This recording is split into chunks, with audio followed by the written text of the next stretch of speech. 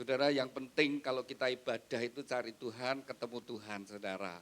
Ketika kita mengalami perjumpaan Tuhan, saya percaya Tuhan itu baik, kita tinggal di dalam kebaikan Tuhan, kemurahan Tuhan, dan saya percaya segala yang baik datang daripada Tuhan akan mengalir dalam hidup kita. Maka fokuslah kepada Tuhan, jamah hadiratnya. Kita bisa lihat ketika perempuan pendarahan 12 tahun, begitu dia dengar ada Tuhan hadir, maka tidak menyanyiakan. Demikian juga ketika kita ibadah, saudara. Pastikan bahwa kita mengalami perjumpaan dengan Tuhan. Sudah dikasih Tuhan, kita bersama-sama diberkati firman Tuhan di bulan ini, saudara, yaitu healthy soul dan happy life. Jiwa yang sehat, hidup yang bahagia. Kita semua, saudara, ingin jiwa kita sehat, hidup bahagia. Ya, gak ada orang yang mau jiwanya sakit, saudara. Ya, tertekan dan juga hidup yang tidak bahagia. Dan itulah yang menjadi kehendak Tuhan supaya kita di dalam Yesus Kristus yang sudah berkorban menebus kita, supaya segala yang baik datang daripada Tuhan itu mengalir dalam hidup kita. Jiwa yang sehat, kemudian hidup yang bahagia. Saudara, dari sesi demi sesi saudara ikuti, kalau saudara menderita luka batin, saudara cari YouTube-nya, lalu saudara dengarkan bagaimana kita bisa disembuhkan dari luka batin. Lalu saudara kemarin kita juga bagaimana jiwa itu kuat saudara sekalian, maka kita bisa melakukan banyak hal. Ya. Penting, maka pada saat ini kita akan belajar lebih lanjut, yaitu tentang dari stres kepada tenang, from stress to rest. Dari stres kepada tenang. Saudara, hari-hari ini bukan sesuatu yang mudah. Ya. Hidup ini dari segala bangsa, suku bangsa, lalu dari segala usia kita menghadapi tantangan yang begitu besar. Ya. Jadi tidak sedikit orang-orang yang tertekan jiwanya. Jadi kalau kita perhatikan dokter yang sekarang cukup laku yang berhubungan dengan jiwa, ya, obat-obat yang berhubungan dengan jiwa. Nah itu nyangkutnya banyak, karena kalau orang tertekan bisa tensinya naik, jadi mengalami hipertensi, terus gula, terus masalah pencernaan. Nah itu yang berhubungan dengan jiwa, tertekan jiwa. Sudah dikasih Tuhan, ya. Kita belajar ya, fakta seputar stres. Ya. Faktanya apa sih seputar stres ini? Stres adalah respon alami tubuh manusia saat menghadapi tekanan, tuntutan, atau perubahan dalam kehidupan. Saudara perhatikan, jadi stres itu respon alamiah, ya, alami yang dari tubuh manusia saat menghadapi ada tekanan, ada tuntutan, atau perubahan dalam hidup. Itu bisa membuat tertekan jiwa. Jadi jangan kaget. Saudara jangan kaget. Kalau Anda merasa stres, tertekan, itu bukan berarti Anda lemah. Itu tandanya kamu masih hidup. Saudara ya. Jadi kalau kita merasa stres, saudara jangan malah lebih tertekan, waduh aku stres, wah. Saudara, stres itu tadi alami, reaksi dari tubuh kita terhadap sesuatu hal yang baru, tekanan, tuntutan, dan sebagainya. Ya. Jadi itu menunjukkan bahwa kita itu masih hidup. Jadi kalau mau stres itu ada, yaitu kalau kita sudah tidak bernafas, saudara. Selama kita masih bernafas, selama kita masih punya keinginan, selama kita masih punya tujuan, selama kita masih punya impian, maka kita tetap menghadapi yang namanya stres. Dan stres itu tidak mengenal usia.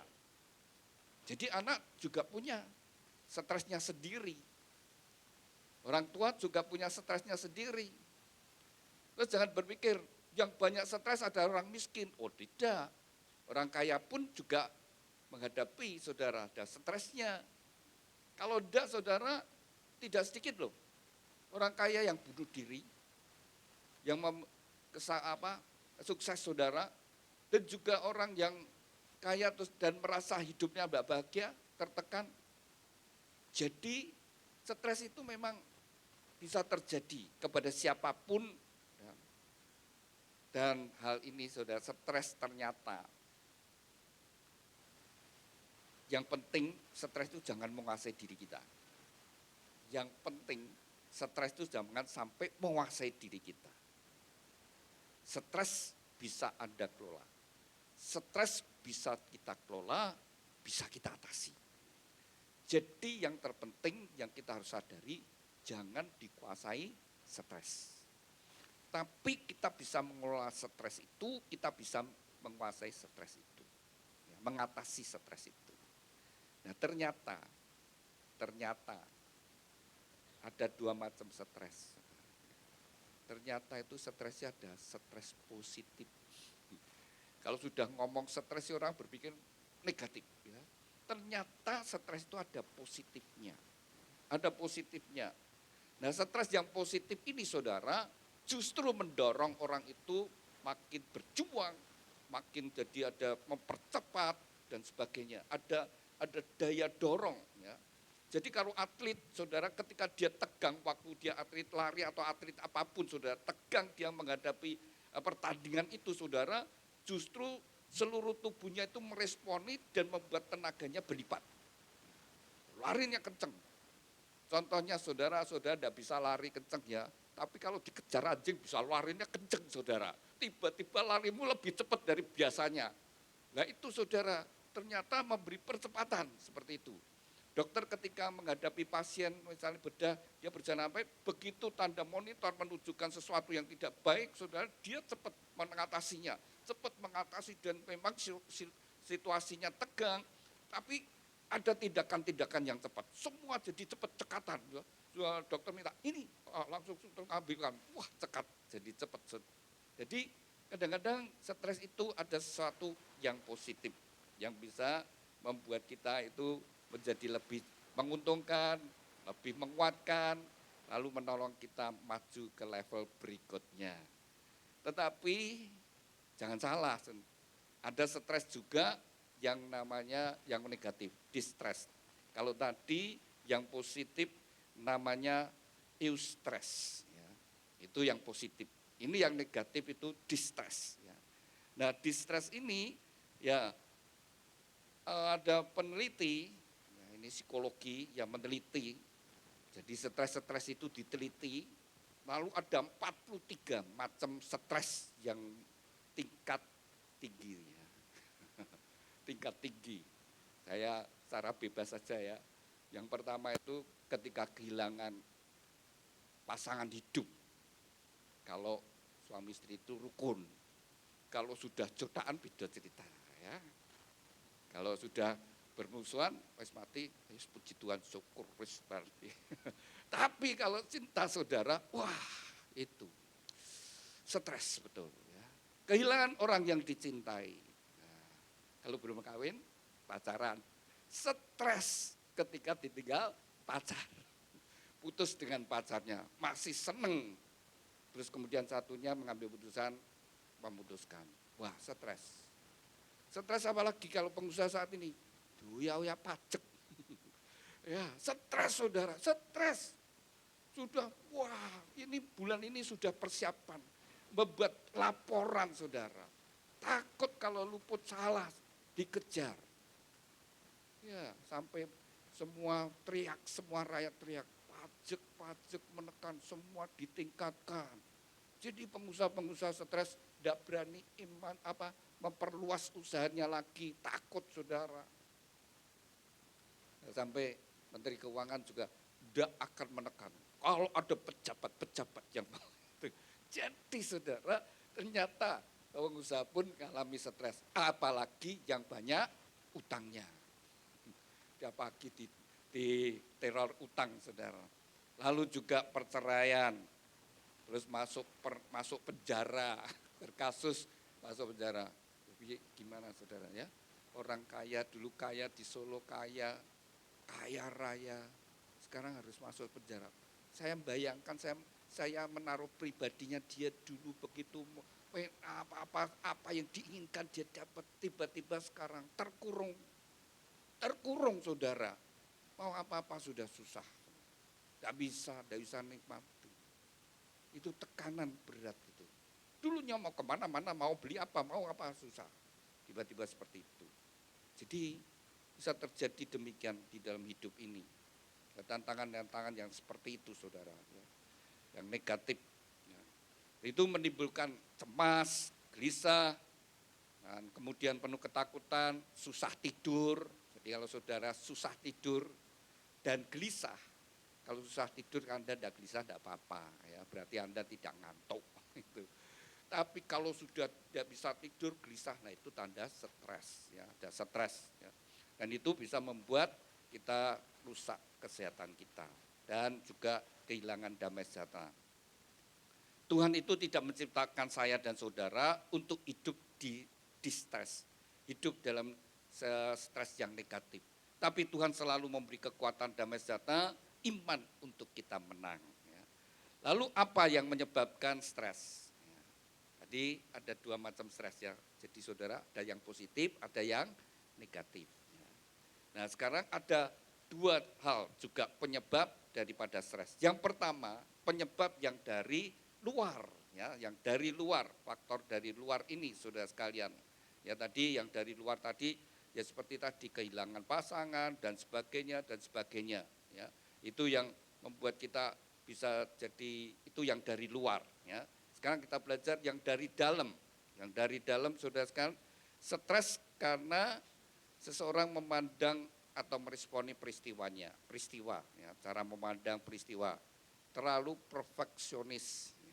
Terlalu sempurna. Orang yang perfeksionis ini memang rodok susah bahagia. Agak susah bahagia. Dan juga bagi orang yang di dekatnya. Jadi saya bayangkan kalau ada memang orangnya perfeksionis ya, lalu pasangannya kurang perfect, wah itu mesti jadi bertengkar terus ya.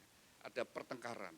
Lalu kalau anak-anaknya juga demikian. Wah, kalau mamanya perfect itu mesti mama gini tapi tidak mau sudah tertekan sudah. Dan orang yang perfect itu sudah juga tertekan. Ya belajar kalau dia perfect belajar untuk bisa tidak semua orang itu seperti dia. Tidak seperti itu. Kalau tidak ya tertekan. Kalau orang perfect ya nata barang rapi sudah. Begitu bergerak sedikit saja. Loh, siapa ini pindah ini? Siapa ini pindah ini ya saudara. Tahu saudara. Kalau kamar mandinya setelah dipakai dilap kering kembali. Kalau sudah bertamu di rumah seperti itu, sudah begitu buang pakai kamar mandi tiba-tiba yang pemunya milik langsung bersih. Saudara pasti, saudara rasanya tidak enak. Kalau Anda perfect, ya, ini ada tamu, biar tamu ini pergi, Anda bersih gitu. Enggak, tamu tersinggung, rapid enak. Jadi kadang-kadang itu sudah perfect. Memang perfect itu ada sisi baiknya, tapi juga menekan dirinya sendiri dan orang sekitar kita juga ikut kena dampaknya. Lalu apa? Pikiran negatif, ya. Berpikir negatif, cemas, khawatir. Jadi kalau kita sendiri banyak berpikir negatif juga susah bahagia. Lalu juga orang yang dekat-dekat dengan dia juga ikut kena dampaknya, ya. Kena dampaknya pikiran negatifnya. Lalu rasa tidak berdaya, ya. Rasa tidak berdaya, tidak mampu. Jadi kalau ada sesuatu tidak bisa. Saya tidak bisa, langsung begitu sudah, tidak percaya diri. Susah untuk bergerak maju. Lalu ekspektasi tinggi pada diri sendiri, terlalu ya, menekan dirinya sendiri. Kamu harus jadi orang yang berhasil, kamu harus sukses, kamu harus ini. Waduh, ya ada baiknya saudara, tapi ada sisi kalau tidak ya stres sendiri. Betul, stres sendiri. Jadi kalau ini dia tingkatnya, kalau dia biarkan terus stres betul-betul akan menuju kepada depresi. Mesti termasuk ya orang tua kalau punya anak, jangan memiliki ekspektasi yang terlalu tinggi menekan anaknya. Sehingga anaknya kamu harus belajar piano, kamu harus belajar ini, kamu ini. setiap hari terus saudara, itu tertekan jiwa anak-anak, bisa tertekan.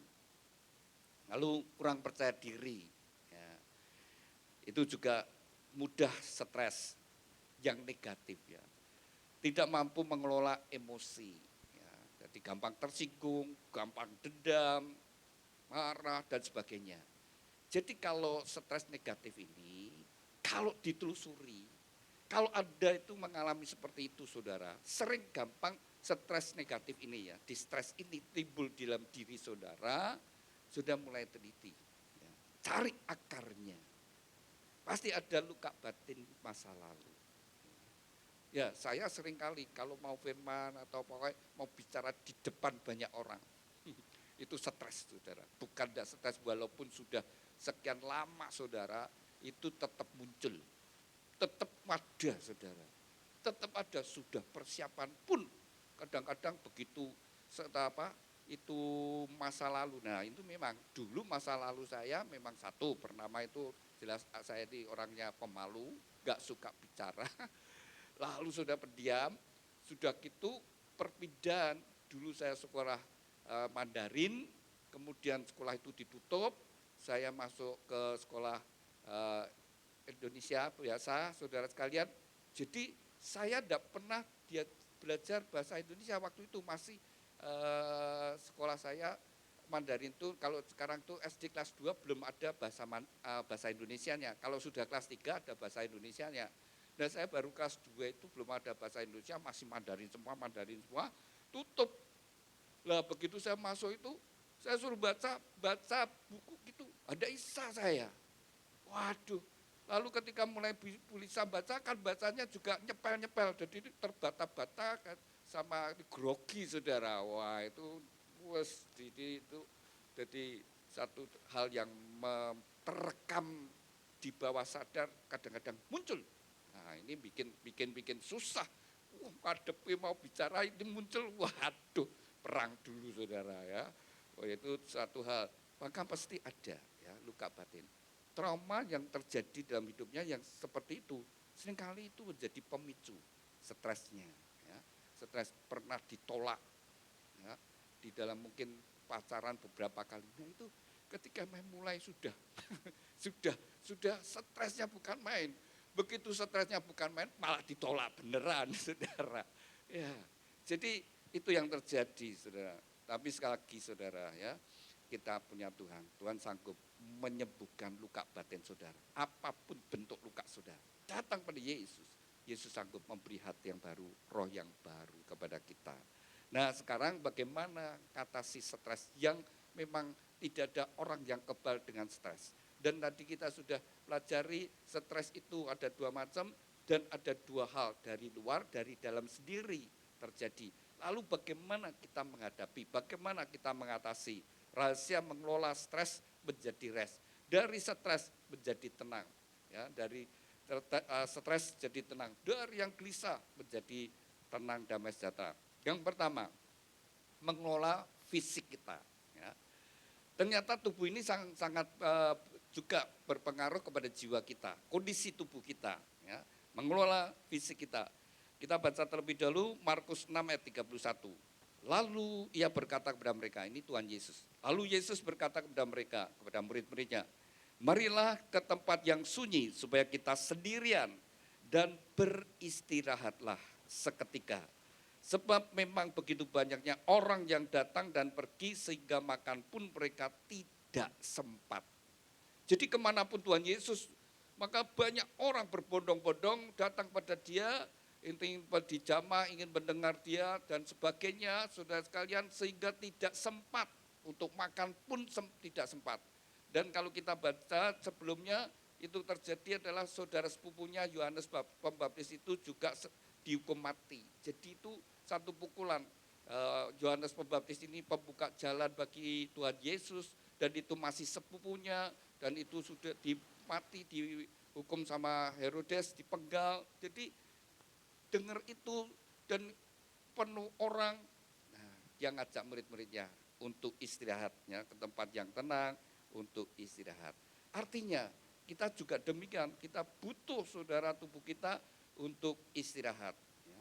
Kita butuh menghirup udara yang panjang, perlu refreshing, ya, dan menyerahkan semua yang ada dalam hidup kita kepada Tuhan. Inilah rahasia praktis. Nah, bagaimana kita fisik kita ya, rahasia praktisnya. Makan yang sehat. Nah, jangan junk food, saudara. Makan yang sehat. Makanan tetap mempengaruhi tubuh kita dan tubuh kita akan mempengaruhi jiwa kita. Jadi makanan yang sehat. Jadi makanan-makanan yang misalnya mengandung alkohol, ya, kalau suka minum-minum itu seringkali tidak menguasai stresnya, seringkali jadi tidak menguasai emosinya, terjadi pertengkaran sampai juga pembunuhan dan sebagainya. Nah, karena makanan. Dan kita bisa lihat saudara ketika Elia sedang stres ya, setelah melawan Baal 450 dia mengalahkan, lalu dia capek, rohnya capek, jiwanya capek, diancam oleh ya istrinya Ahab, kemudian ketakutan luar biasa, ingin mati, dan kemudian dia tertidur, kecapean tertidur di bawah sebuah pohon, lalu datanglah malaikat, lalu malaikat membangunkan Elia, itu sampingmu ada roti bakar dan air di dalam kendi, suruh makan dan minum.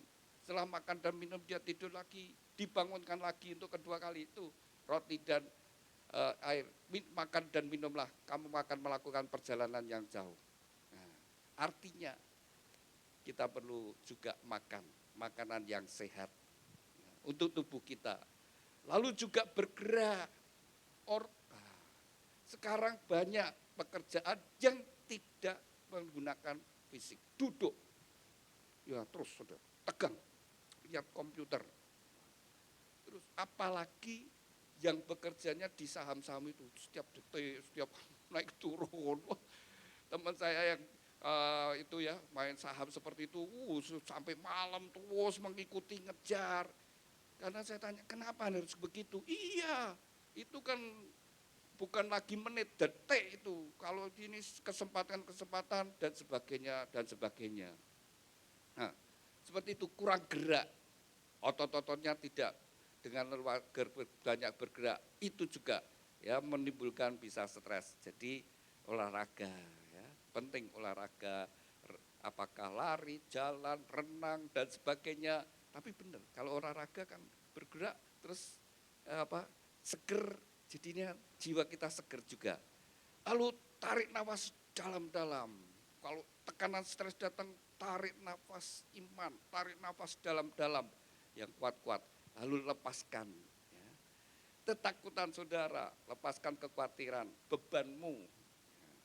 Lalu musik, saudara. Ternyata musik juga memberikan rasa tenang. Tapi musiknya harus musik yang tidak semua musik. Kalau musiknya rock and roll, ada stres, tambah stres sudah. Ya. Tambah stres, maka jangan heran ya. Anaknya nonton, wah, orang tuanya kemana, itu pateni. Kedua, wah, gede banget, stres saudara. Tapi lagu yang syahdu, yang teduh, yang nyaman, itu betul meneduhkan jiwa. Jadi orang Yahudi kalau sedang hamil ya, istri yang tahu dia hamil, lalu sudah dia kesukanya main musik. Rata-rata orang Yahudi bisa main musik. Kalaupun tidak, dia pasti akan dengarkan musik yang lembut. Karena supaya apa? Jiwa si istri yang mengandung itu teduh, tenang. Kalau tenang, hormon-hormon yang dihasilkan adalah hormon-hormon tenang. Kalau stres tegang itu hormon kortisol, hormon adrenalin yang yang muncul itu nanti ya terus kena janinnya. Nanti cenderung seperti itu. Tapi kalau dia tenang, teduh, lalu apalagi sukacita, damai sejahtera, hormon-hormon yang baik akan mengalir dan anak itu demikian juga. Hormon-hormon yang positif itu yang terus mengalir dalam anak itu jadi kuat anak itu. Sangat mempengaruhi ya. Jadi musik ya, sederhana musik, apalagi kita anak-anak Tuhan ya. Pujian, penyembahan itu menyegarkan jiwa kita, menguatkan jiwa kita, mendekatkan kita kepada Tuhan, membuat Tuhan hadir di dalam kehidupan kita. Lalu juga aromatik terapi, wangi-wangian ya. Itu juga bisa ya, bau-bau wangi saudara ya. Kalau baunya nggak enak, sudah sumpek, stres, bau amis lagi, marah-marah, enggak karuan saudara ya. Kalau baunya harum, yang lembut, enak, juga bukan yang menyengat saudara ya. Itu juga kalau sudah stres menyengat gitu, kayak kanggo parfum atau kenceng. Ya, bisa mempengaruhi. Itu tadi fisik ya, mengelola fisik kita. Yang kedua mengelola kehidupan sosial, mengelola kehidupan sosial ya, persahabatan kita. Galatia 6 ayat yang kedua, bertolong-tolonglah menanggung bebanmu, demikianlah kamu memenuhi hukum Kristus. Bertolong-tolonganlah. Tuhan tidak menciptakan kita untuk hidup sendirian. Allah sendiri ketika melihat manusia sendirian, Tuhan berfirman tidak baik kalau manusia sendiri. Maka Tuhan memberikan penolong bagi dia. Berdua menjadi lebih baik daripada sendiri. Kalau satu jatuh ada yang satu yang menolong. Tapi betul, kalau ada penolong beda. Kalau ada teman itu beda. Jadi kalau kita perhatikan ya, memang berteman itu beda. Anak di rumah tadinya tidak mau sayur. Ya. Ketika di sekolah, teman-temannya makan sayur semua makan, dia akhirnya ikut-ikut makan, dan ternyata ketika dia mulai makan, dia merasakan ternyata ya enak. Dan akhirnya dia jadi suka makan sayur juga. Karena seperti itu, ketika anak itu susah makan, lalu diajak, ada teman-temannya, lalu temannya juga makan, ikut makan, dia ikut makan. Ya. Jadi memang berteman itu penting. Ya. Tuhan menciptakan bukan untuk sendiri. Ya, kalau stres tidak ada teman, nah bagaimana? Ya. Maka firman Tuhan juga berkata demikian kalau di Ibrani 10 ayat 25. Janganlah kita menjauhkan diri dari pertemuan-pertemuan ibadah kita. Seperti dibiasakan oleh beberapa orang, tetapi mari kita saling menasihati dan semakin giat melakukan menjelang hari Tuhan yang mendekat. Ya. Jadi Tuhan sendiri mengajarkan pada kita supaya jangan menjauhi dari ibadah. Termasuk ibadah yang di tempat ini ada berapa ibadah. Mungkin tadi diumumkan Miracle Night Worship ya, dari Jumat datang bersama-sama. Lalu ada Pondok Daud ya, itu datang. Lalu kalau ada ibadah persekutuan bersama, kelompok sel, itu penting. Dan benar kalau kita punya kelompok sel, punya teman sosial, ya sekarang di media, ya, hati-hati, ya, sosial media, tapi kan tidak real. Ya. Kalau persahabatan di media itu maya, penting adalah persahabatan yang real. Ada kelompok sel. Nah pada saat saya itu kena saraf saya kejepit, ya. Lalu setelah itu dibawa teman saya ke dokter, lalu dokter hanya ngasih dua solusi. Ya. Ini mau dioperasi atau mau diterapi. Ya. Oh ya diterapi aja Pak, saya tidak mau dioperasi. Ya, saya dengar juga kalau operasi saraf tulang belakang kalau sampai meleset malah bisa lumpuh total. Ya terapi aja. Ya sudah, saya harus masuk rumah sakit di terapi secara tradisional di Bandul. Saya masuk di situ, nah saya punya kelompok sel. Setiap malam ada teman-teman datang, saudara, ya kelompok sel. Jadi gak kesepian. Ada yang mendukung dalam doa dan sebagainya, menguatkan kami. Jadi penting, ada sahabat sosial, ada teman. Jadi hati-hati, anak-anak sekarang sudah terjebak dengan gadgetnya, sudah game online terus. Jadi dia tidak bersosialisasi dengan teman-temannya. Kita harus dorong dia untuk berteman, untuk memiliki teman. Lalu diajarkan untuk juga bertolongan. Kalau kita punya makan, kamu bagi-bagi teman ya. Jadi supaya jadi orang yang tidak egois. Jadi seperti itu. Jadi kalau kita membawakan makanan, jangan hanya untuk anaknya saja, dipas. Ya. Kalau ada buat kue, buatlah yang cukup banyak, bawa banyak. Itu bagi-bagi teman. Nah, saya seperti itu, ada ponakan saya ikut saya, dan dia masih SD, saya suruh bawa, ini ada roti 1 dus ya, misalnya saya dapat gitu, tidak ada yang mau makan, sudah saya potong-potong, ini bagikan aja sama teman-teman. Nah gitu, jadi dia berteman, bersosialisasi. Ya, saudara, stres tubuh dalam kesendirian. Ya, dalam kesendirian itu stres itu bertumbuh, malahan cepat bertumbuh. Jadi kalau saudara merasa stres, cepatlah pergi bersama sahabat, teman, pergi kemana, jalan-jalan dan sebagainya. Terus ketawa-tawa, happy-happy, itu nanti stresnya hilang. Ya. ketika kita bisa ya berteman, bersahabat. Ya. Jadi Tuhan sekali lagi, Tuhan menciptakan kita bukan untuk kita jadi orang yang egois sendirian, tetapi kita menjadi sahabat dan menjadi berkat bagi banyak orang. Lalu yang ketiga, mengelola pola pikir. Ini penting ya, mengelola pola pikir kita. Makan sehat, oke. Lalu olahraga, yes. Terus kemudian kita juga punya sahabat, oke. Ya.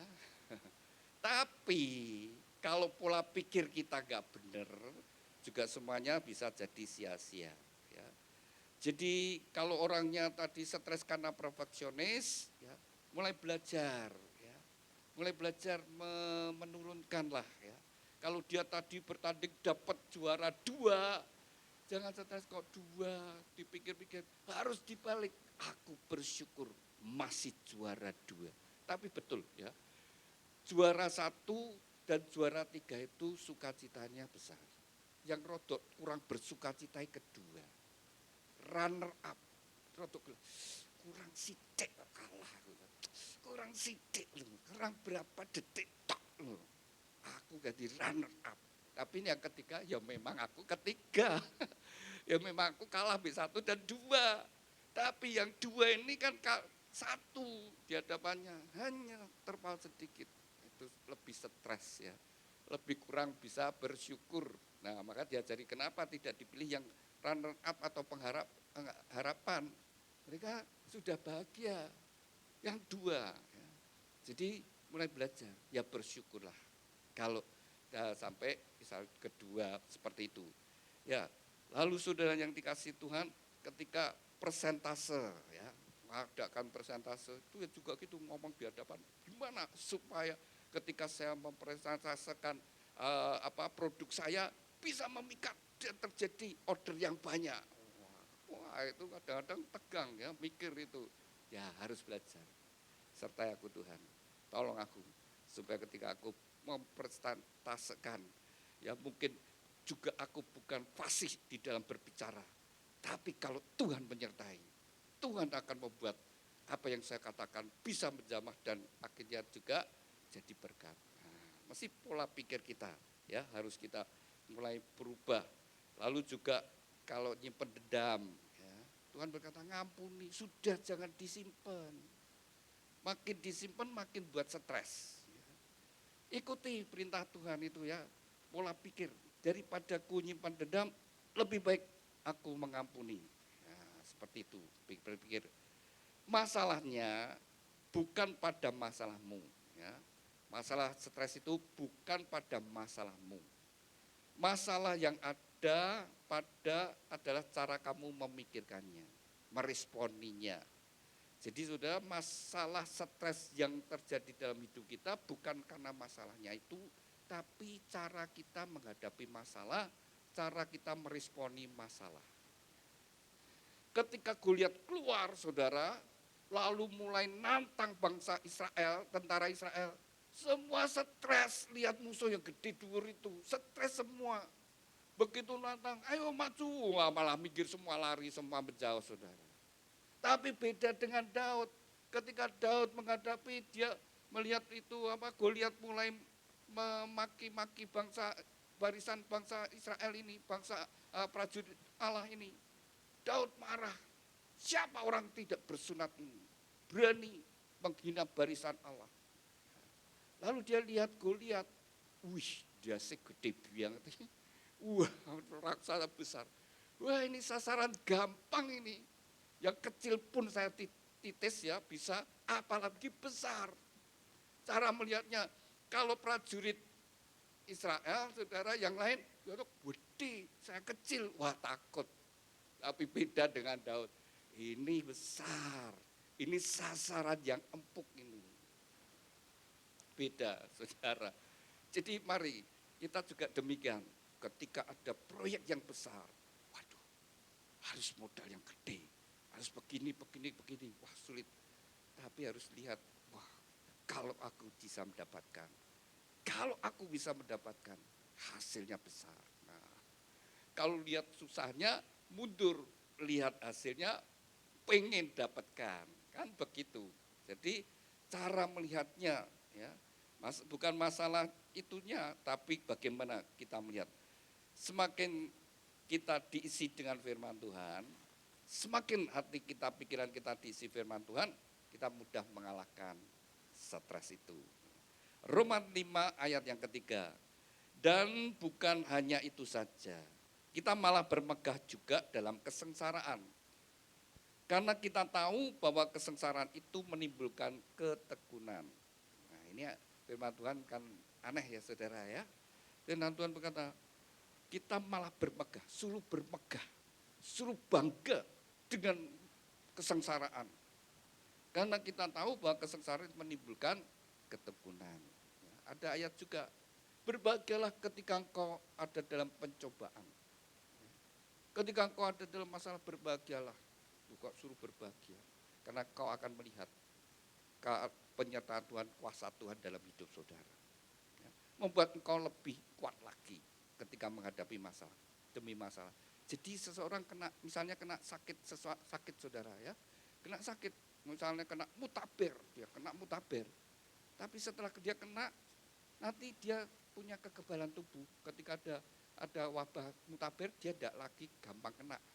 Seperti ketika COVID, kalau orang yang sudah kena dan dia sembuh, maka di tengah-tengah COVID dia akan lebih kebal. Ya. Jadi ada pertumbuhan. Kalau kalau saudara berpikir secara dunia, sengsara itu sama dengan stres. Tetapi kalau kita melihat bersama dengan Tuhan, kesengsaraan itu adalah kesempatan. Kesempatan kita belajar, untuk kita naik level, kesempatan melihat kemuliaan Tuhan. Ya. Jadi stresmu hanya kendaraan menuju kemuliaan Tuhan dalam hidupmu. Harus dipandang gitu. Stresmu, masalahmu, itu kendaraan untuk kita melihat kemuliaan Tuhan. Jadi cara pola berpikir saudara mulai dirubah. Tidak mudah, tapi harus dengan sungguh kita percaya akan kebenaran firman Tuhan. Maka kita bisa. Ya. Lalu yang terpenting ini, mengelola kehidupan rohani. Ya. Mengelola kehidupan rohani ini bukan hanya menjadi berkat bagi kita saat ini, tapi juga menjadi berkat kekal. Ini ada berkat yang luar biasa, kekal. Mengelola kehidupan rohani, ini yang paling utama saudara. Anda bisa sehat jasmani, Anda bisa punya komunitas yang baik, Anda bisa berpikir positif. Tetapi kalau rohmu kosong, kalau hubunganmu dengan Tuhan lemah, cepat atau lambat stres akan menelan hidup-hidup. Ya. Jadi sekalipun kita ini sudah tadi ya, mengelola fisik kita, hidup baik, ya, dengan hidup menjaga hidup baik, makan, ya, istirahat, olahraga, lalu juga kita punya komunitas, kita ke kelompok sel juga, kita punya teman-teman yang baik, lalu kita juga belajar mengelola pikiran kita. Tapi satu hal, kalau roh kita kosong, lambat laun cepat atau lambat, pasti kita akan ditelan oleh stres itu sendiri, akan ditelan oleh stres. Oleh sebab itu Tuhan itu mengerti saudara. Matius pasal 11 ayat 28. Ya. Marilah kepadaku semua orang yang letih lesu dan berbeban berat. Aku akan memberikan kelegaan kepadamu. Nah, Tuhan tahu saudara, kita manusia akan menghadapi tantangan dan pergumulan yang akan terjadi. Tuhan berkata, mari datang kepadaku yang letih lesu dan berbeban berat. Tuhan akan memberikan kelegaan kepada kita. Jadi Bapak Ibu yang saat ini tertekan jiwamu, ada beban yang berat, membuat Anda letih lesu, ya, datang pada Tuhan. Tuhan akan memberikan kelegaan, berikan damai sejahtera. Ada satu-satunya tempat di mana kita menemukan rest yang sejati, tenang yang sejati, damai yang sejati, bukan di kasur yang empuk, bukan liburan yang mewah, tetapi hanya dalam hadirat Tuhan. Bukan di tempat kamar tidurmu, ya. Bukan di tempat-tempat wisata. Memang di wisata saudara bisa senang sementara, di tengah-tengah keramaian, di tengah-tengah banyak orang, bisa sesaat melupakan stres. Tapi balik lagi saudara, stresmu tambah lipat nanti. tambah tertekan. Tapi ada satu yang pasti, di dalam hadirat Tuhan ada kelegaan. Rest in God's presence, ya. Bersandar pada hadirat Tuhan. Tinggal dalam hadirat Tuhan. Mazmur 62 yang pertama demikian. Untuk pemimpin biduan menurut Yedutun Mazmur Daud. Hanya dekat Allah saja aku tenang, daripadanya lah keselamatanku. Hanya dialah gunung batuku dan keselamatanku. Kota bentengku aku tidak akan goyah. Haleluya. Sudah, Daud berfirman, kalau kita lihat kisah hidup Daud, itu juga dia banyak penderitaan dan punya alasan untuk stres. Tapi dia enggak ngalami itu. Dia terus, kalaupun dia sempat stres sesaat, dia balik lagi dalam sukacita di dalam Tuhan. Dia sebagai anak juga bukan anak yang diperhitungkan. Lalu juga melihat masa depannya cuma penggembala kambing domba, hanya beberapa ekor, bukan juragan kambing domba punya ribuan kaya raya saudara ya. Kalau saya lihat di di YouTube saudara, orang Tionghoa itu kalau ternak ayam sudah di hutan, ayamnya ribuan, puluhan ribu itu terbang kalau sudah ngasih makan, kalau bebek ya puluhan ribu, ratusan ribu, kaya. Jadi kelihatannya hanya ayam, bebek, terus saudara punya ladang, tapi kaya-kaya. Kalau yang kerja pabrik ya gaji pabrik. Nah, itu petani, ya. Terus itu peternak, tapi kaya. Kalau orang sini, orang desa malah larinya ke Jakarta, jadi pegawai, ya gaji pegawai. Kalau ngelola tanahnya dengan sungguh-sungguh, juragan nanti dia. Saya senang gubernurnya Maluku Utara. Ya. Daripada kamu itu ya kerja gitu-gitu, kelola ladangmu, ternak. Tuh orang Tionghoa itu kaya-kaya itu, yang ternak-ternak itu. Dibuka pikirannya. Nah, saudara yang dikasih Tuhan, rest in God. Jadi tinggal di dalam Tuhan, ada ketenangan. Kalau lihat skor dari Daud tadi, hidupnya itu banyak penderitaan. Nah, tetapi Daud berkata, setiap kali aku masuk hadiratnya, stresku hilang. Jadi kalau kita masuk dalam hadirat Tuhan, stresnya hilang.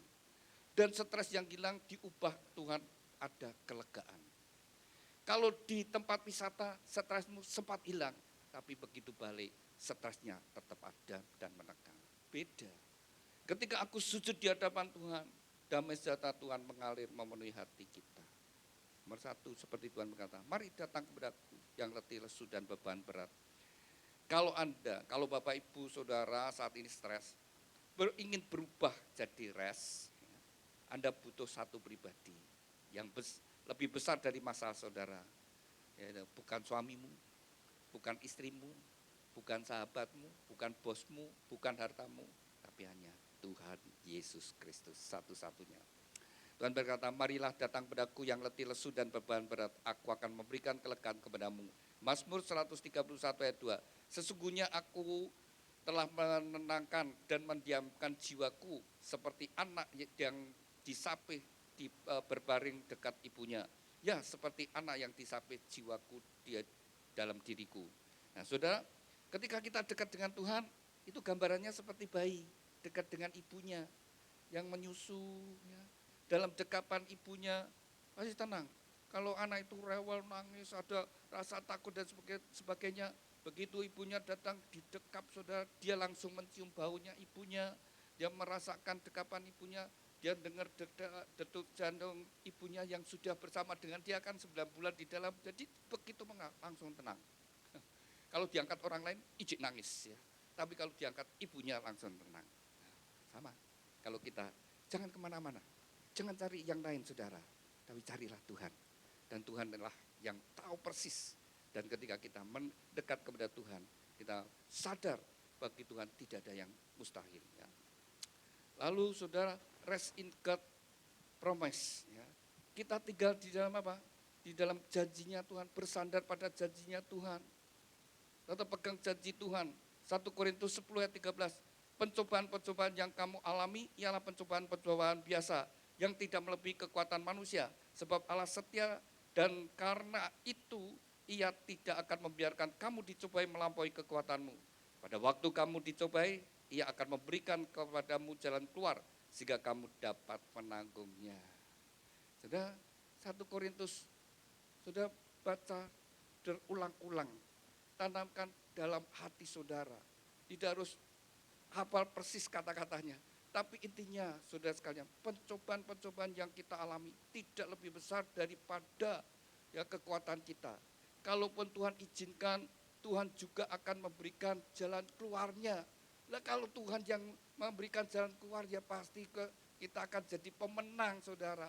Jadi kalau Tuhan izinkan pencobaan yang terjadi, yang penting kita itu ada di dalam Tuhan, ada dalam atmosfernya Tuhan, kita berjalan di dalam kebenaran firman Tuhan, pasti kita ada dalam perlindungan Tuhan, kita dalam penyertaan Tuhan, apapun yang terjadi dalam hidup kita, Tuhan itu ada. Tuhan itu menyertai dan pasti Tuhan akan buat jalan. Pasti Tuhan akan membuka jalan bagi kita. Dan pada akhirnya kita akan jadi pemenang. Yesaya 41 ayat 10. Janganlah takut sebab aku menyertai engkau. Janganlah bimbang sebab aku ini Allahmu. Aku akan meneguhkan, bahkan akan menolong engkau. Aku akan memegang engkau dengan tangan kananku yang membawa kemenangan. Nah saudara, ayat ini yang memberikan kekuatan pada kita semua. Jangan takut, sebab aku menyertai engkau. Kalau Tuhan sudah berkata aku menyertai engkau, benar-benar pasti Tuhan menyertai kita. Jangan bimbang, Tuhan, akulah Tuhan yang meneguhkan. Nah saudara, ada seorang ibu yang biasanya jarang sakit. Begitu dia sakit ke dokter, diperiksa dengan teliti dan ternyata ada kansernya.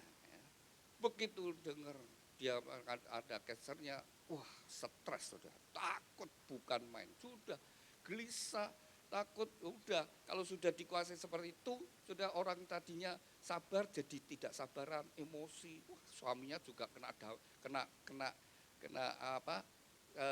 dampaknya juga, anaknya juga kena, sekarang jadi mama sudah.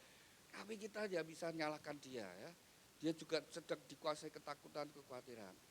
Dadinya tidak pernah ke gereja, tidak pernah beribadah, begitu ngalami itu ngundang cari pendeta ya. Lalu pendeta datang mulai memberitakan Injil, lalu kemudian mendoakan dan ngasih ayat ya. Ngasih ayat yaitu Yesaya 41 ayat 10 ini ya. Dikasih ayat itu dan ayat yang ke-13 itu hampir sama ya. Jangan takut, Tuhan itu menyertai ya. Jangan takut, Tuhan akan memberi kemenangan. Tuhan memegang tangan kananmu memberi kemenangan. Wah. Setelah itu dia harus menjalani. Operasi harus dijalani ya. Wah, dulunya namanya sakit aja takutnya bukan main, apalagi sekarang harus menghadapi operasi ya. Lah, dia waktu menghadapi itu sudah dia terus hafalkan ayat itu ya. Ayat 4 Yesaya 41 ayat 10 dan 13 dia sampai hafal. Dia waktu masuk itu dia terus berdoa dan dia hafalkan itu sudah masuk dengan tenang. Begitu sudah keluar dari operasi masih belum sadar, saudara-saudara gimana ya? Sing kita menghibur gimana ya? Kita gimana ya? Ngomong apa ya? Ngomong apa? Ini orang yang sakit ini kan seperti itu ya, emosinya ini kita gimana?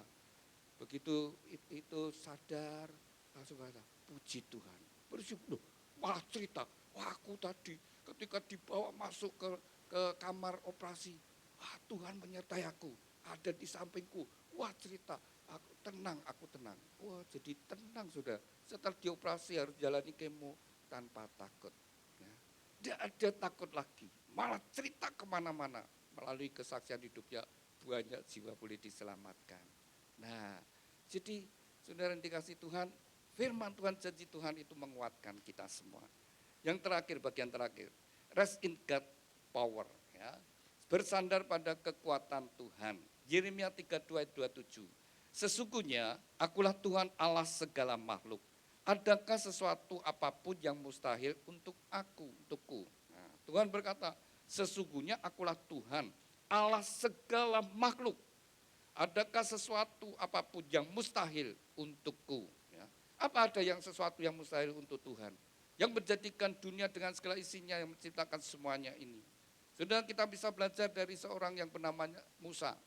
Ketika Musa dipanggil oleh Tuhan, setelah dia lari dari Mesir, karena dia takut terhadap Firaun, dan dia melarikan diri, dan kemudian Tuhan datang dan memerintahkan Musa, aku utus kamu untuk melepaskan bangsa Israel dari tangan orang Mesir, dari Firaun. Lawong dia itu pelarian dari Mesir, dari Firaun, sekarang disuruh Tuhan suruh ke sana. Saudara bayangkan, dia lari dari Mesir, dari hadapan Firaun, karena dia lari takut, sekarang disuruh Tuhan ke sana. Lalu Tuhan berkata, aku menyertai kamu. Dan Tuhan membuktikan kuasanya, mujizatnya. Apa yang di tanganmu? Tongkat Tuhan. Ngerti, memang itu tongkat. Ya. Lempar. Begitu dilempar jadi ular. Melari. Tuhan berkata, pegang ekornya, dipegang jadi tongkat kembali. Sekarang masukkan tanganmu ke jubah. Masukkan.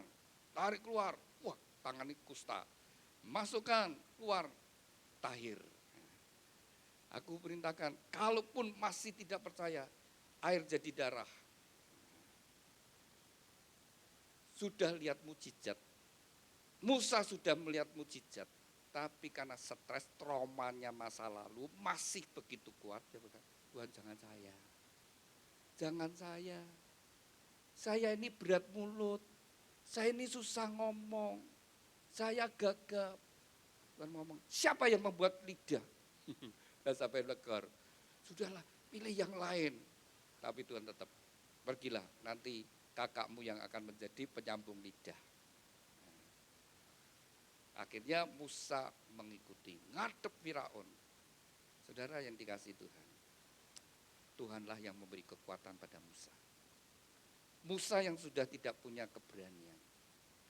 Tapi ketika dia taat, Tuhanlah yang memberikan kekuatan. Jadi ketika kau menghadapi stres apapun, kau sudah tidak sanggup. Tapi ketika Tuhan perintahkan, percayalah pada Tuhan, kuasa Tuhan. Saudara akan jadi pemenang. Saudara akan berkuasa atas stresmu. Jadi ketika Musa mulai berjalan, mungkin pertama kali juga dia berhadapan dengan Firaun juga takut-takut, saudara ya. Dia berkata kepada Firaun, Tuhan perintahkan saya supaya umat Allah ini beribadah kepadanya. Melakukan perjalanan 3 hari. Firaun tidak mau. Kalau tidak mau akan terjadi air jadi darah. Gitu. Dan mungkin si ngomong pertama itu mungkin Harun ngomong gitu. Tapi kedua mungkin sudah melakukan itu. Berikutnya Musa sendiri. Kalau engkau tidak melakukan, Tuhan akan melakukan. Ini dan ini 10 tulah. Dan akhirnya bangsa Israel dilepaskan. Ketika menghadapi laut yang besar, Tuhan yang melakukan mujizat, laut dibelah. Jadi dari firman Tuhan ini saudara, ya, stres hilang ketika kita sadar Tuhan lebih besar daripada musuhmu, daripada masalahmu, dari segala persoalan.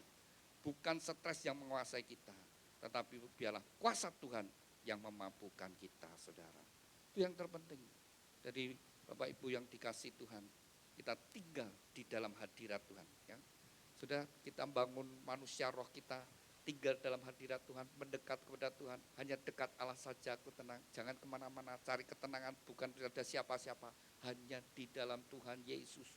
Ketika engkau datang beribadah, datang ke Pondok Daud, dalam persekutuan saudara sendiri saat teduh, cari Tuhan sungguh-sungguh, datang dalam hadiratnya. Sampai saudara benar-benar dipenuhi dengan hadiratnya. Lalu saudara baca Alkitab supaya kita ngerti janji Tuhan. Apa yang Tuhan janjikan, baca. Ketika kita baca, kita akan ingat akan firman Tuhan sehingga kita tinggal dalam janji Tuhan. Dan sekali lagi janji Tuhan pasti digenapi. Tuhan tidak pernah lalai akan janjinya. Ketika kita baca dan kita memperkatakan, kita mengimani, satu saat pasti akan digenapi dan terjadi dalam hidup kita. Dan kita percaya Tuhan lebih berkuasa dari segala sesuatu yang terjadi dalam hidup kita. Apapun masalah yang kita hadapi, Allah lebih besar daripada segala masalah dalam hidup kita. Mari kita datang pada Tuhan, mari kita bangkit berdiri. Dan kita akan datang menghampiri tata kasih karunia Tuhan. Sekali lagi saudara, Tuhan lebih besar dari segala sesuatu, dari penyakitmu, dari masalah keuanganmu, dari masalah ya apapun saudara, Tuhan lebih besar daripada itu semua. Sekali lagi saudara yang dikasih Tuhan, siapa yang tidak pernah stres? Semua sudah pernah dengan masing-masing levelnya ya. Ada stres kecil, stres ringan, ada stres yang sedang, stres yang berat, ya juga masalah yang dihadapi itu memang Tuhan izinkan terjadi. Sekali lagi ada stres yang positif, ada stres yang negatif ya. Sekalipun stres negatif kalau di dalam Tuhan akan diubah menjadi positif ya. Ketika kita nempel kepada Tuhan, Tuhan akan mengubah itu menjadi suatu hal yang positif. Lalu ada dua hal yang menyebabkan kita bisa stres, segala sesuatu yang datang dari luar, ya, di luar diri kita, tapi ada juga yang dari diri kita. Kalau yang dari diri kita harus selesaikan. Ada luka batin, ada luka yang di dalam Tuhan, luka yang ada di dalam jiwa kita, dan Tuhan sanggup untuk memulihkan hati kita, jiwa kita dipulihkan. Lalu saudara yang dikasih Tuhan, ketika kita mengelola, kita jangan sampai dikuasai oleh stres, tetapi kita bisa mengelola stres itu sehingga kita bisa mengatasi dan kita menjadi pemenang. Dan melalui apa? Kita fisik kita, ya jaga fisik kita tetap segar, tetap sehat. Lalu dengan pola makan yang baik, istirahat, olahraga, dengarkan musik yang baik, pikirkan yang baik dan mengelola pikiran kita, pikiran yang baik. Kemudian kita bersahabat dengan sahabat yang baik dan kita juga membangun rohani kita di dalam Tuhan hadiratnya, dalam janji Tuhan dan kuasa Tuhan. Mari kita datang pada Tuhan. Kalau di antara Bapak, Ibu, Saudara ada yang sungguh-sungguh saat ini menghadapi tantangan yang membuat engkau stres, sungguh-sungguh datang kepada Tuhan. Arahkan hatimu kepada Tuhan. Angkat tanganmu di hadapan Tuhan. Jangan bimbang, jangan ragu. Ketika engkau menghadapi berbagai tantangan, Tuhan melihat setiap kita. Ketika kita datang merendahkan diri dengan sungguh-sungguh, dan saudara mengakui, Tuhan saat ini aku tertekan, jiwaku stres, datang pada Tuhan, menghampiri tata kasih karunia Tuhan. Hanya dekat Allah saja tenang, hanya dekat dengan Tuhan tenang.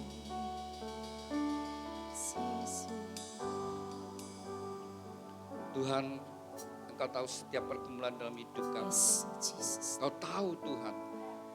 Sudah dikasih Tuhan, saat saya kena salib terjepit dan ketika berdiri sakit, jalan sakit, tidak boleh mengangkat berat, hal-hal yang berat, sehingga tidak bisa bekerja. Ketika itu saya masih muda, anak saya masih kecil-kecil.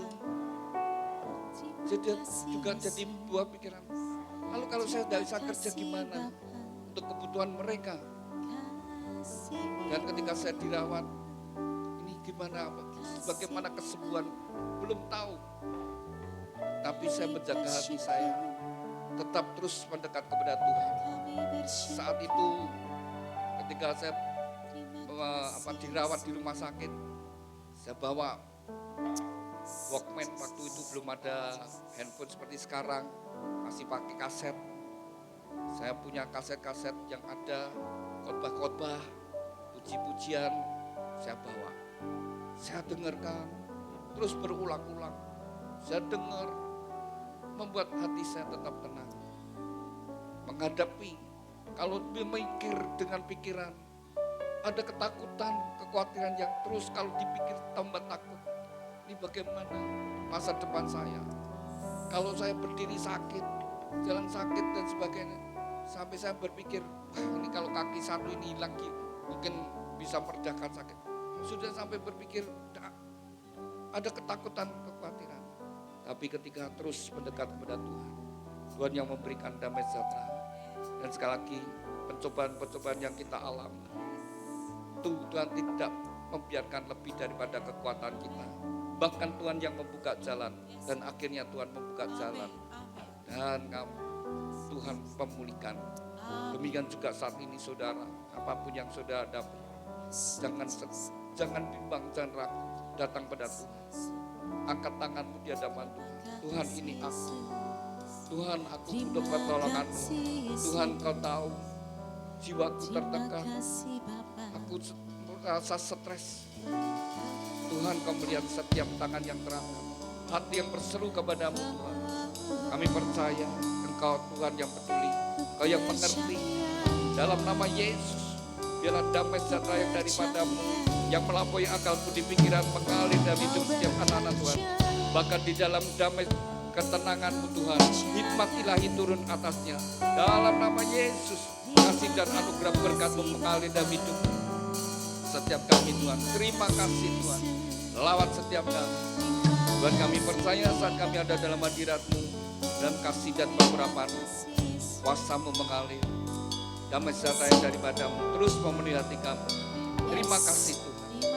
Tuhan, kami berdoa, biarlah gereja-Mu tempat ini terus bertumbuh dalam anugerah berkat-Mu. Tuhan, berkati seluruh pelayan-pelayan Tuhan, dan Tuhan berkati setiap jemaat. Oh, kami berdoa satu hati, kami berdoa Tuhan berkati setiap usaha pekerjaan daripada jemaat. Tuhan juga Tuhan memberikan damai sejahtera, memberikan kekuatan, dan kami percaya saat mereka menghadapi tekanan dalam hidup ini, Tuhan yang membuat jalan, Tuhan yang menolong, dan kemuliaan-Mu dinyatakan. Terima kasih Bapa, semuanya bagi kemuliaan-Mu. Dalam nama Yesus kami sudah berdoa dan ucap syukur. Haleluya. Amin.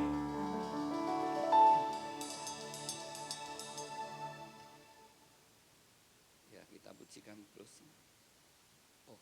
Hari ini saudara sudah sangat diberkati oleh firman Tuhan. Bagaimana dapat mengelola stres dengan baik sehingga saudara tetap bisa bersuka cita. Tetap jaga pikiran saudara dengan kebenaran firman Tuhan. Dan rasakan saudara hidup yang penuh kemenangan, kasih karunia daripada Tuhan. Sampai ketemu ibadah berikutnya dalam anugerah yang lebih lagi. Tuhan berkati. Haleluya, haleluya, haleluya. Gereja Tuhan, yuk bilang sama kanan kirimu, aku tidak stres karena aku mencari hadirat Tuhan. Katakan, aku tidak stres karena aku mencari hadirat Tuhan. Kita mau menari bagi Tuhan ya. Kita semua bersuka cita bagi hari ini. Haleluya, haleluya. Datang ke hadirat Tuhan dengan hati yang penuh sukacita. Amin. Datang ke hadirat Tuhan dengan senyum dan muka yang gembira. Haleluya. Tanggalkan beban dan kesedihan yang ada di dalam hatimu. Amin. Kenakan jubah pujian, sambut hadirnya Sang Raja. Dan gunung-gunung pun bersorak-sorai memuji Dia. Dan pohon-pohon pun bertepuk tangan memuji Dia. Haleluya. Sekarang kita di sini berkumpul dan memuji Dia. Yesus Tuhan Raja, Dialah yang bertata di atas pujian. Sebentar, saya kok lihat yang nari cuma di sini. Yuk pada waktu dan gunung-gunung yuk joget dan gunung-gunung dan pohonnya tepuk tangan dong. Dan pohon gitu ya, amin. Sepakat, sukacita mak pagi hari ini pulang dengan membawa sukacita dan kemenangan. Katakan dan gunung-gunung pun bersorak-sorai memuji Dia. Yuk pohonnya tepuk tangan semua. Dan pohon-pohon pun bertepuk tangan memuji Dia. Yuk gulung. Sekarang kita di sini berkumpul dan memuji Dia. Yesus Tuhan Raja. Lebih lagi bagi Tuhan dan gunung-gunung. Dan gunung-gunung pun bersorak-sorai. Katakan, Dia. hey, ha-eh. Dan pohon-pohon bertepuk tangan memuji Dia. Haleluya, haleluya. Biarlah kita di sini berkumpul dan memuji Dia. Lagi ya dengan sukacita ya. Tuhan Raja, Dialah yang bertata di Lagi atas gunung-gunung bersukacita. Dan gunung-gunung pun bersorak. Sama-sama katakan, hey, ha-eh, ha-eh. Dan pohon-pohon pun bertepuk sangat memuji Dia. Katakan. Kalian kita di sini berkumpul dan memuji Dia. Yesus Tuhan Raja, Dialah yang bertata di atas pujian. Yesus Tuhan Raja, Yesus Tuhan Raja, Dialah yang bertata di atas pujian.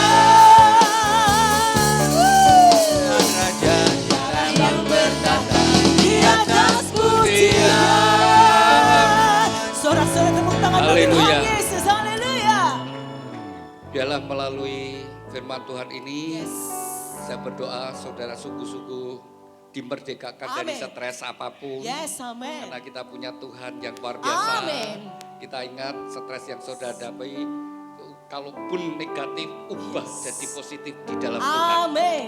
Dan kita bisa mengalami terobosan di dalam Tuhan. Amin. Tetap dekat, melekat kepada Tuhan. Amin. Tetap ada dalam perjanjian Tuhan dan kuasa Tuhan. Yes. Tuhan kami ucap syukur, terima Terima kasih kasih, Tuhan Tuhan hadirat-Mu sepanjang ibadah ini. Yes. Biarlah ibadah ini menyenangkan hati-Mu, menyukakan Amin. hati-Mu.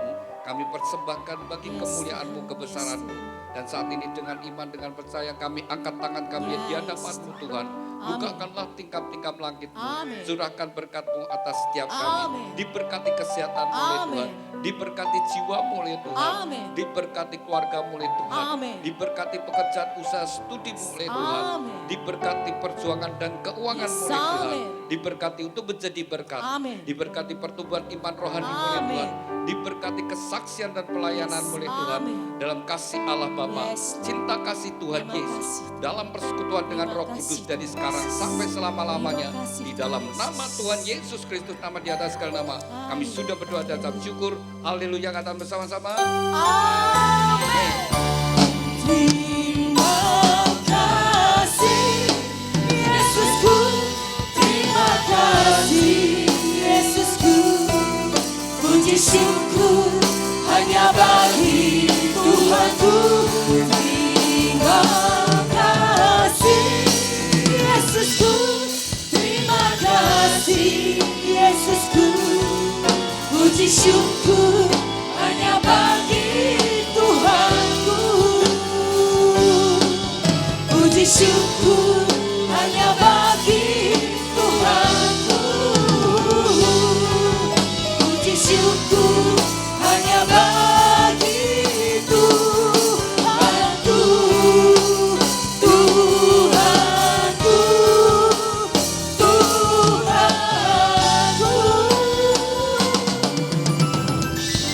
Selamat hari Minggu, Tuhan Yesus memberkati kita semua.